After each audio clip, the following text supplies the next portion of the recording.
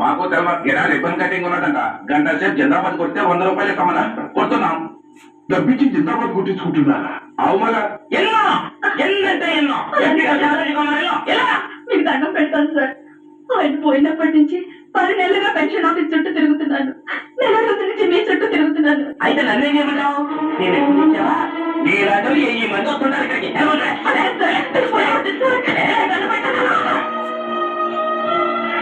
అదే రమ్మా. అదే ఆలయంలో పట్టుదలంటే ఏం చేస్తాడు? ఎంపీ రాజు మాటలు ఉన్నా ఈ ఫైల్ మీద సంతకం పెట్టించుకోవాలి. 3 లక్షలే ఇందులో నాకు 3000 ఇస్తావా? ఎంపీ గారు సంతకం పెట్టిస్తారు. ఎందుకు? లంచం. లంచమా? లంచమా అంటారంటే ఇది నీ పెన్షన్ కాదు.